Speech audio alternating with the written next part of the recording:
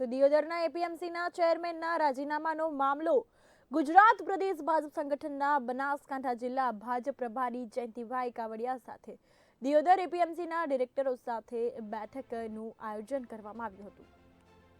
છેલ્લા કેટલાક દિવસોથી દિયોદર એપીએમસી માર્કેટ યાર્ડના ચેરમેનનો વિવાદ સોશિયલ મીડિયામાં પણ ઘણો ચર્ચાનો વિષય બન્યો છે।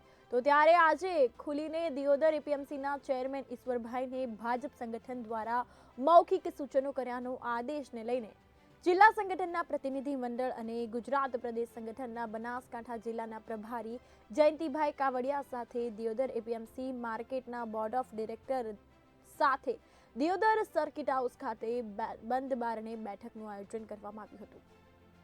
જ્યાં બેઠક યોજ્યા બાદ મીડિયા દ્વારા દિયોદર એપીએમસી માર્કેટના ચેરમેન ઈશ્વરભાઈ તરકના રાજીનામું લેવામાં આવશે કે પછી દિયોદર એપીએમસીના ચેરમેન તરીકે કોણ આવશે। તો ત્યારે બનાસકાંઠા જિલ્લાના પ્રભારી સચિવ જયંતિભાઈ કાવડિયા દ્વારા જણાવવામાં આવ્યું હતું કે બનાસકાંઠા જિલ્લાના 22 મંડળો સાથે સંકલન સાથે ચાલે છે। પાર્ટીમાં મનભેદ હોય શકે પણ અમારી પાર્ટીમાં મતભેદ ન હોઈ શકે। તો ત્યારે અત્યારે દિયોદર એપીએમસીના ચૂંટાયેલા 10 પ્રતિનિધિઓ વચ્ચે ચર્ચા વિચારણા કરવામાં આવી છે। કોઈના રાજીનામા લેવાનું ત્યારે વિચાર્યું નથી। તો દિયોદર એપીએમસીના ચૂંટાયેલા ભાજપના કેટલાક ડિરેક્ટરોમાં ક્યાંક ને ક્યાંક નારાજગી જોવા મળી છે। હાલ બનાસકાંઠા જિલ્લાના પ્રભારી સચિવ જયંતિભાઈ કાવડિયા દ્વારા બંધ બારણે મળેલી બેઠક કદાચ 31 પછી કે ઉત્તરાયણ પછી દિયોદર એપીએમસીમાં કોઈ નવા જૂની વર્તાય તો નવાઈ નહીં એવા સંકેતો સાથે લાગી રહ્યું છે।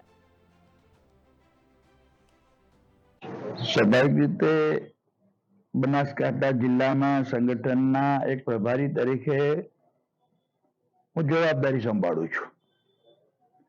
એ જવાબદારીના અનુસંધાને આ જિલ્લાના 22 મંડળો છે। 22 મંડળોની અંદર અનેક વખત જવાનું થતું હોય, વિચારણા કરવાની આવતી હોય તો સંગઠનના કાર્યકર્તા અને ચૂંટાયેલી પાંખના લોકો બધા સાથે બેસવાનું થતું હોય તો સ્વાભાવિક છે આજે માર્કેટ યાર્ડના તમામ ડિરેક્ટરોને બોલાવી અને એની સાથે એકાબીજા ડિરેક્ટરો સંકલનથી વાત થઈ શકે અને કાર્ય કરી શકાય એવા આશયથી સંગઠનના લોકોને બોલાવ્યા હતા અને માર્કેટ યાર્ડના ચૂંટાયેલા પ્રતિનિધિઓને પણ બોલાવ્યા હતા।